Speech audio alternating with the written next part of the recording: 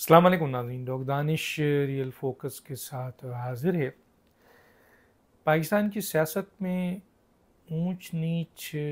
का सिलसिला जारी है। कुछ लोग अभी भी ये ख्याल करते हैं कि शायद आने वाले वक्त में जो 8 फरवरी है उसमें इंतखाबात ना हो सकें और यही निगरां हुकूमत आगे जो है वो जाएगी। और सियासी जमातों में भी 8 फरवरी के हवाले से जो इख्तलाफात थे वो अभी तक मौजूद हैं। हाँ, हर सियासी जमात अब थोड़ा बहुत कुछ ज़्यादा और कुछ कम सियासी प्रोसेस शुरू कर चुके हैं, जिसे इंतखाबी तरीक़ेकार कहें। जलसे और जुलूस शुरू हो चुके हैं, बयानात आ रहे हैं, मीडिया में गुफ्तगू आ रही है। और मुल्क की 3 बड़ी सियासी जमात जो एक PMLN है, PTI है और पीपल्स पार्टी है, उनके अपने अपने एतराज़ात के साथ साथ अपना अपना इक़दाम चल रहा है। पाकिस्तान तहरीक इंसाफ के सिलसिले में इलेक्शन कमीशन ने उनके जो इलेक्शंस हुआ था, इंट्रा पार्टी इलेक्शंस, उसको कलअदम किया है और उन्होंने कोर्ट में चैलेंज भी किया है और उनको टारगेट दिया गया है कि जल्द अज जल्द इंट्रा पार्टी इलेक्शंस करें ताकि इलेक्शन में वो हिस्सा ले सके। हाँ, हालांकि PTI का इस वक्त बहुत बड़ा क्लेम है कि उनको लिविंग प्लेइंग फील्ड नहीं दी जा रही है, उनको इंतखाबी अमल से दूर रखा जा रहा है, उनके लोगों को जो है वो इंतखाबात के हवाले से जो मीटिंग्स हैं, जो जलसे जुलूस नहीं करने दिए जा रहे हैं। PMLN के ऊपर जो ये इल्ज़ाम है कि PMLN को फ्री हैंड दिया गया है और एक तासुर उभर के आ रहा है कि आइंदा इलेक्शंस PMLN जीतेगी और PMLN को दूसरी सियासी जमातें सपोर्ट करेंगी और उनका वज़ीर आज़म होगा। उस पर असद कैसर PTI के जो हैं उन्होंने एक बड़ा स्टेटमेंट दिया है। उन्होंने कहा है कि अगर मियां नवाज शरीफ साहब को इसी तरह वज़ीर आज़म लाना है और हुकूमत अगर उनको इसी तरह देनी है तो फिर इलेक्शन कराने की क्या ज़रूरत है, फिर उनको दे दिया जाए, निगरां के बाद उनका नोटिफिकेशन निकाल दिया जाए। ये सवाल तो कई जगह से उभर रहे हैं कि फिर ये अगर देना है, अगर ये फैसला हो चुका है और अगर निगरां हुकूमत का यही तर्ज अमल है कि आने वाले वक्त में PMLN की हुकूमत बने और उनको उनके वोट बैंक बने और उनको उनका वज़ीर आज़म बने, तो फिर ये इलेक्शंस की क्या ज़रूरत है। फिर इलेक्शंस कमीशन जो कि एक जानिबदार इदारा बन चुका है और निगरां हुकूमत एक जानिबदार इदारा बन चुका है और संगीन इल्ज़ामात हैं, तो फिर ये अरबों रुपए जो इलेक्शंस पे ख़र्च हो रहे हैं इसकी क्या ज़रूरत है। यकीनन ये अरबों रुपए अवाम के पैसे हैं और इस वक्त पाकिस्तान को और अवाम को इन पैसों की बहुत ज़रूरत है, क्योंकि इस वक्त पाकिस्तान की मौशी हालात बहुत बुरे हैं, बदतरीन मौशी हालात से गुज़र रहा है और अवाम इस वक्त महंगाई के बोझ तले तकरीबन दब चुकी है। तो ऐसे में अरबों रुपए की सेविंग अगर की जाए तो वो मुनासिब होगा। अब रही बात कि क्या सियासी तौर पर पीपल्स पार्टी जो कल तक बहुत ज़्यादा लिविंग प्लेइंग फील्ड की बात कर रही थी और ये कह रही थी कि उनको लिविंग प्लेइंग फील्ड उनको भी नहीं मिल रहा है, क्या अब वो इस स्टेटमेंट से थोड़ा सा तब्दील किया है? ऐसा लगता है, क्योंकि हमें 2 स्टेटमेंट तो नज़र आ रही है। एक तरफ बिलावल भुट्टो बड़े एग्रेसिव स्टेटमेंट दे रहे हैं ख़ास तौर पे PMLN के हवाले से और मौजूदा जो इस वक्त इंतखाबी अमल चल रहा है, और वाज़ेह तौर पर उनका ये स्टेटमेंट है कि हम मियां नवाज शरीफ साहब को इस तरीके से हुकूमत में नहीं आने देंगे। ये आसिफ अली जरदारी साहब का भी बयान था, लेकिन बिलावल भुट्टो इसको हर जगह, हर मीटिंग में जहाँ जहाँ वो जलसे कर रहे हैं, वो इस बात को इस्टेब्लिश कर रहे हैं कि पीपल्स पार्टी को इलेक्शन मुहिम से रोका जा रहा है और एक सियासी जमात को फेवर दी जा रही है, और ख़ास तौर पे वो नाम ले रहे हैं मियां नवाज शरीफ साहब का। दूसरी तरफ जो एक बयान आया है जिसके ऊपर पीपल्स पार्टी, हालांकि पीपल्स पार्टी के हवाले से ये तासुर अब उबल के आ रहा है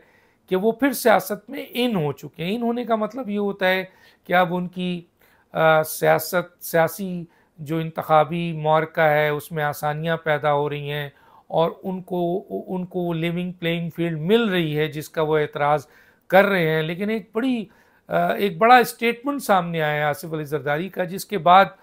पीपल्स पार्टी के अंदर भी और तजिया निगारों में और मीडिया पर्सनस में ये बहस छिड़ गई है कि क्या बिलावल भुट्टो और आसिफ अली जरदारी के दरमियान कुछ इख्तलाफात हो गए, क्योंकि आसिफ अली जरदारी साहब का हालिया बयान जो मीडिया में उन्होंने दिया है कि यकीनन बिलावल भुट्टो बहुत ज़हीन हैं और बहुत अहल हैं, लेकिन ना तजर्बाकार भी हैं उम्र के हवाले से।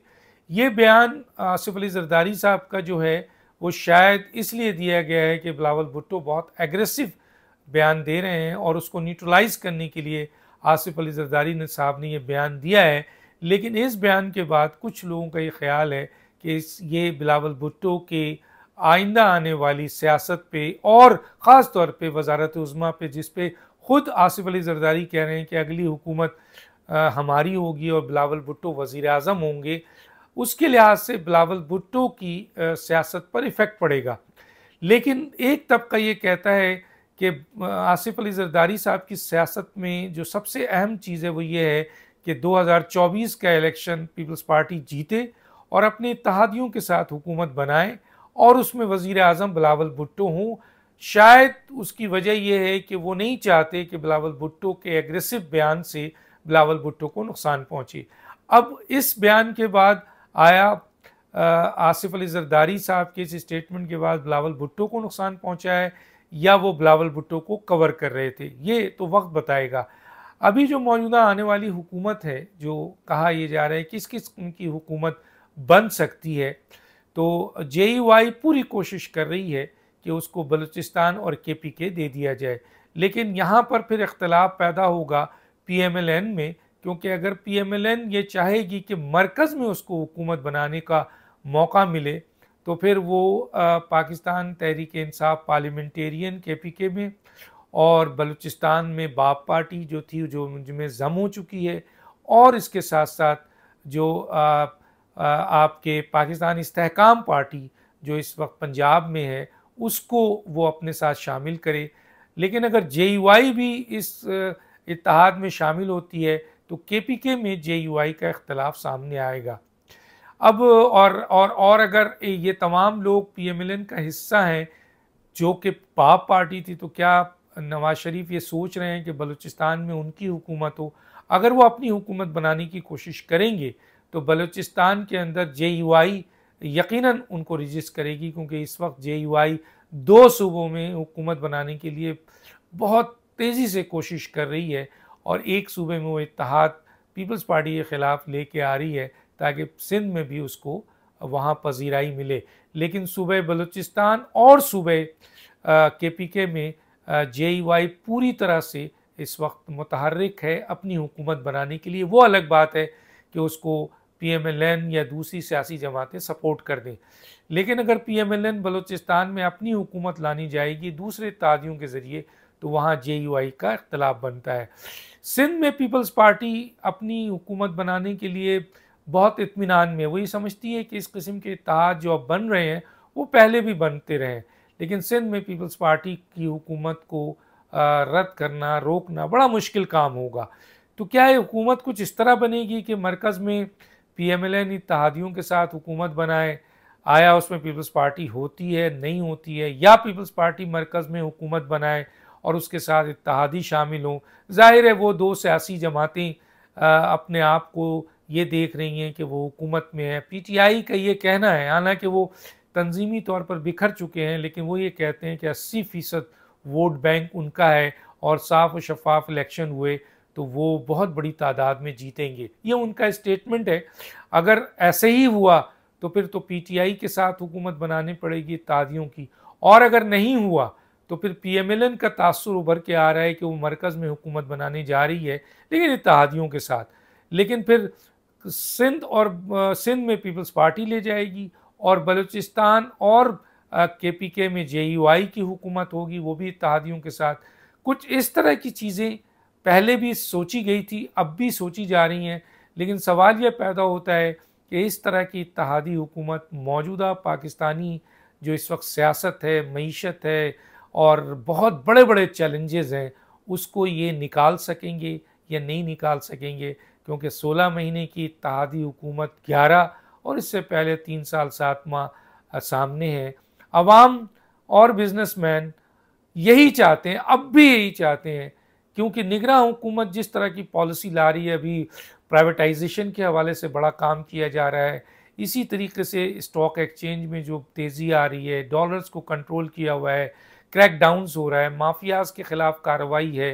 तो उम्मीद की जा रही है कि शायद 8 फरवरी को इलेक्शन ही ना हो और यही केयर टेकर हुकूमत आगे जाए। देखते हैं इन तमाम प्रेडिक्शंस में कौन सी चीज़ें बेहतर होती हैं, लेकिन एक चीज़ तो तय है कि इस वक्त इक़्तिदार के हुसूल के लिए सारी चीज़ें हो रही हैं, मुल्क के लिए चीज़ें और आवाम के लिए चीज़ें एक प्लेटफॉर्म पर एक एजेंडे में नज़र नहीं आ रही हैं, जिसकी सबसे ज़्यादा ज़रूरत है। तो दानिश को याद दीजिए। अल्लाह हाफ़िज़।